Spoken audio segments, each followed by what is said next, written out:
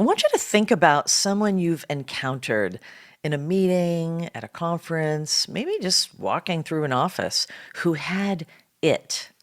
You know the quality I'm talking about. I'm talking about that you felt it before they said anything, before they made an argument, before they demonstrated all of their expertise or did anything that you could point to and say, well, that's why. They just walked in and something in the room lit up. People looked up. The energy changed. It settled in a positive way.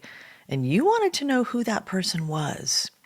And then think about someone else, just as talented, just as accomplished. Maybe they had a more impressive resume and they walked into that same kind of room and somehow they became invisible. They spoke and people didn't really hear them. Their presence just was not a thing. Their presence wasn't felt. Maybe they had the same competence, but boy, a completely different presence. And that gap between being present and having presence, well, that's very real. It's observable, and it matters so much for how you're perceived and how far you go professionally. And it's not a mystery. It's not charisma that you're born with and you either have it or you don't. It's not confidence as a personality trait. It is a set of specific, learnable signals that your body, your energy, and your attention send out a loud broadcast before you ever open your mouth. So, in this episode, we're going to understand what those signals are and what absolutely kills them, and how to build the kind of presence that makes people feel that palpable sense of it when you come in the room. And people feel better because you're there. They feel stronger because you're there. They feel steadier because you're there. Now, we're talking about presence, and here's what it's not. Now, before we can build something, we need to clear away the misunderstanding about what it even is, because most of what gets taught under the label of executive presence is actually the thing that kills presence. Presence is not dominance. The loudest person in the room, almost never the most powerful one. Volume is not authority. Volume is the opposite of authority. It's the sign of someone who is not sure that they're being heard, so they're pushing it. Presence isn't performance. It's not this big projected voice, the practiced gesture, the studied authority. Performance is visible. People can feel the effort behind it. And when effort is that visible, it does not read as power. It reads as need. Presence, it's not the absence of vulnerability. It's some of the most commanding people I've worked with are deeply, openly human. They make mistakes. They own their mistakes. They don't know things and they say so. The groundedness comes not from having everything figured out. It comes from being completely at ease with the fact that they don't. What kills presence, and this is the thing I see so often with high performers, is the trying, the overcompensating, the person who's talking too much because they're not sure they're being heard, or who's performing. Their authority is this performative authority because they're not sure that they have it. So they're pushing it, they're performing it. Or the person that fills every silence because silence feels like some kind of verdict. That performance is visible in a way that, like a costume, is visible. And it demonstrates the gap between who someone is trying to appear to be and who they actually are in the moment. And people feel that gap. They feel it right away, even when they can't name it. Real presence, it's emotional congruence. The inside matching the outside. It's not performing a state, it's actually being in that state. It's groundedness. It's a quality of being settled in yourself, not looking for something from the room, not looking for validation from whoever's there, from confirmation, for approval, but you're bringing something to the room, not looking for something from it. It's attentional quality. You're not scattered across 7 different concerns. You're here. You're focused. The person in front of you has your actual attention and they can feel it. They know it. It's the absence of self-monitoring, like over self-monitoring. The difference between watching yourself in the room and watching the room. The moment you're observing yourself, you stepped outside the conversation. The moment you're genuinely curious, though, about what's happening and who's there, well, now you're fully in it. And underneath all of it is calm certainty. Not certainty about everything, not certainty about outcomes, certainty about you, that you belong in this room, that you have something worth contributing, that you don't need the room to confirm that for you because you know it. And that last part is really key. It's not approval seeking. Presence does not seek approval. It's approval independent. And that independence, that subtle, unspoken freedom from needing the room, the people here in the meeting, from needing them to validate you, well, that's what people read as power. Here's some research that I love because it comes from somewhere so unexpected and it tells us something very profound. Researchers were studying trust formation between musicians and conductors. Specifically, what makes an orchestra trust a conductor in the very first moments of working together? Not after months of rehearsal, not after the conductor has demonstrated their interpretive vision or their knowledge of the score.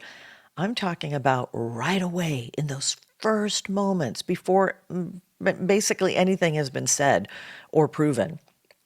And the assumption going in was very clear. The researchers thought that the data was going to confirm what seems obvious, that the conductors who established trust the fastest would be the ones who communicated most clearly, who gave the most precise instructions, who explained their approach the most articulately. That's what they looked for, and that is not what they found. The strongest predictor of immediate trust, the thing that made musicians look up from their scores and think, oh, I'll follow this person, was the quality of physical gesture in the first moments. Specifically, I'm talking about certainty of movement. Not the size of the gesture, not the speed of the gesture, not any particular technique, just certainty. The conductors who read as authoritative before anyone knew them moved as if the music was already alive inside of them, as if there was no gap between intention and expression, as if they were not presenting something to the musicians. They were sharing something that they were already inside of. The ones who were less trusted, they moved with a tentativeness of checking, of looking to see if the musicians were following rather than trusting that they would follow them. And that difference between moving with certainty and moving with tentativeness, that was the signal that cut through everything else. And the implication here, that profound implication for every room you walk into is this, that the first impression that you make before your argument, before your credentials, before your data and your logic and all of that, the first impression you make is physical. It's the physical, energetic impression. It's made in the first moments, and it creates the frame through which everything you do afterward gets interpreted. You're not a blank slate when you walk in. You're a broadcast. And the question is simply, what are you broadcasting? Now, the science here that makes this even more urgent is some research out of Princeton, work by psychologist Alex Todorov, found that people form competence and trustworthiness judgments from a face in under 100 milliseconds. That is before conscious thought. That's before language. That's before any actual evaluation of what the person is saying or doing. The brain is running an ancient recognition program, and this evolved long before organizations or meetings or performance reviews. The brain is asking, can I trust this? Is this person resourced? Are they under threat? And it gets most of its answers from physical signals: posture, pace, eye quality, the stillness or lack of stillness, restlessness of our body, the speed of your movement, the speed of your speech. And judgments get made, and they get made fast. And not only do they get made fast, they are very sticky.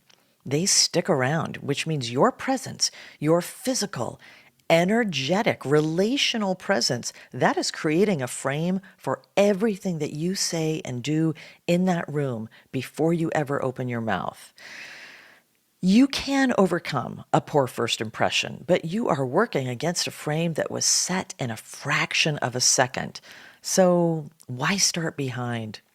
Let me name the behaviors here because most people who are losing presence, they don't even know they're losing it. They're experiencing the symptoms, but they don't even know the cause. Rushing is the first one. Walking in fast and talking fast and transitioning fast, moving like someone who is behind, someone who's chasing something, someone who doesn't have quite enough time. Rushing says that your nervous system is not settled. It tells the room, wow, this person's under pressure. And under pressure is not what you want. It's not the message that you want to lead with and that you want to send. The next one is over talking. And this is the most common presence killer I see in high performers because the impulse, it comes from such a good place. You want to be thorough. You want to make sure you're understood. You add one more point because you think it could strengthen the case. But leaders who are settled with their thinking, they don't need to fill every space. They have comfort with silence, the willingness they have to say something and then let it sit. That reads as confidence in a way that more words, just talking more and more detail and more explanation, it just can't do. It just can't signal, it can't read as confidence. Silence in the right moment, it's not absence, it is presence. The next one is a biggie, approval-seeking communication. You're looking for them to nod. You end your sentence with an upward inflection. You check the faces in the room after each point for confirmation. These are all the same thing. They're forms of the same thing.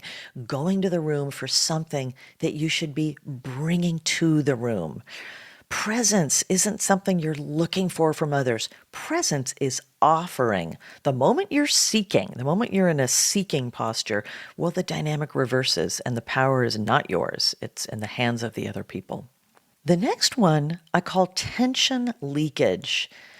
You've got tight shoulders. You've got quick, shallow breathing. You've got hands that just won't settle. You're blinking really fast. You've got a jaw that's just so tight. It's tightly set. The body tells the story and people read it and they don't even know they're reading it, but they are reading it. The body's always broadcasting. And the only question is whether you're aware of what it's saying because they sure are. And then finally, I've mentioned this performance thing, this performative confidence, that overcompensating voice, the slightly forced certainty. It's like this practiced authority that's just a little bit off from the real thing. Real confidence is almost always understated. It does not need to announce itself. The people who have to perform loudest, they're usually the ones who feel it the least. And audiences, maybe consciously, certainly unconsciously, they feel that. They know the difference. They feel that gap between performance and reality. So these are the ones you want to stay away from. But then, of course, which begs the question, what do you do instead? Well, what I've seen actually work, the most important thing to understand is that presence is not built in the room. It's built before you walk in. The quality of your state when you arrive. When you get there, your physical state, your mental state, your relational orientation, well, that's going to set the stage for everything that's going to follow. So it's like going back to the idea of that orchestra. Think of it like tuning an instrument before a concert. You don't tune it once you already started the piece and started in on the music. The audience is listening to that and it is not sounding right. You're going to tune it before you start the piece so that when the moment comes, the instrument is ready. I give clients what I call the arrival practice. It's 5 moves and it takes you 30 seconds. It's very fast. You do it in the hallway, you do it in the stairwell, you do it 30 seconds before you open that door. 5 steps. Step 1, slow down physically.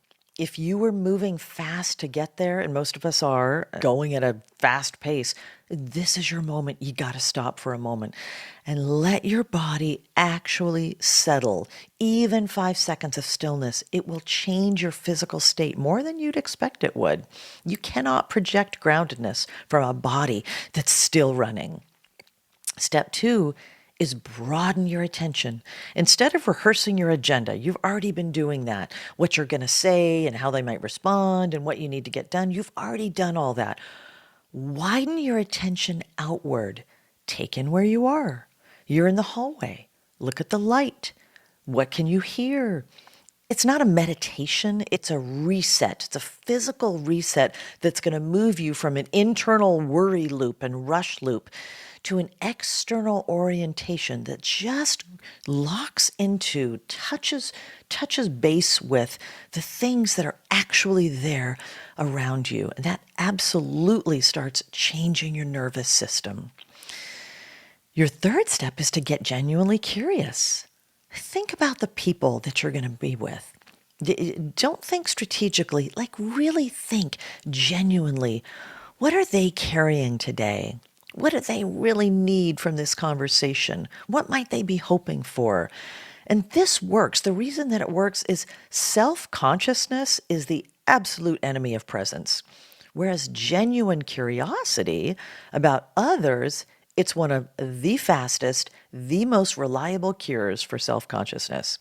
When your attention is truly outward, truly on the people in the room, the internal self-monitoring, all of that running and rushing and spinning in your head, that is going to quiet down. And then real shows up when it looked like performance was going to show up, but performance, you've put that aside. Now you're being real. Now you're being genuine, and you show up with that. Fourth, simplify. Simplify mentally. What is the one most important thing about this conversation? Not the full agenda, not the list of points to cover, the one thing. A simplified mind is definitely a steadier mind. And then step 5 is you're going to enter, and you're going to enter intentionally. Don't rush through the door. Walk in like someone who belongs there, because you do. You know, someone who understood this at a level that most people never reach was Nelson Mandela. People who were in meetings with him, they describe a very consistent experience. He would walk into rooms that were often filled with tension, with political complexity, with people who had every reason to be very guarded, and the temperature would change. And it's not because he performed warmth or performed authority. It's because he brought that quality, that unshakable quality of settledness to every interaction. His biographers described how he would walk into a difficult negotiation. He would take his time sitting down, and he'd look at the person across the table with what people would describe as total attention. Not the attention of someone preparing their argument, the attention of someone who was genuinely and completely there. He was not a man without pressure. He had spent 27 years in prison. He carried the weight of an entire nation's future. He knew it was at stake, but he had learned through years of extraordinary difficulty to carry that weight without broadcasting it. And people trusted him with their hardest problems because they felt like in his presence that the weight wouldn't break him. That's the presence that changes things for you. It changes rooms, it changes people's impressions of you, and it will change things for you. You know, powerful presence, it's not so much about impressing people. It's more about making people feel steadier around you. That's it. That's the whole thing. The most magnetic leaders are not the most dramatic. They're the most settled. Their energy says, I've got this. And while I'm here, you're okay too. That is what people remember. It's not the argument you made. It's not the credential that you cited. It's not that impressive thing that you said. It's that feeling that you left them with. Presence is a feeling that you create in other people. And what you want to do is you want to build the conditions for it. And then it becomes natural, not performed, not manufactured, but real. So here's your assignment this week. Pick one conversation. Maybe it's in a meeting or a one-on-one or a presentation, and use the arrival practice before you walk in. 30 seconds, that's it. 30 seconds, 5 steps. You're going to slow. You're going to broaden. You're going to get curious. You're going to simplify. And then you're going to enter intentionally. And afterward, I want you to notice 2 things. Notice, how did it feel? How did it feel from the inside? The difference between arriving as yourself versus arriving as a performance of yourself. Notice if those feel different. And then notice what happened in the room. Did people engage differently? Did the conversation move differently? Did you feel different in that conversation? Because presence is a felt experience for you and for the people around you. The arrival practice is how you start to make it deliberate.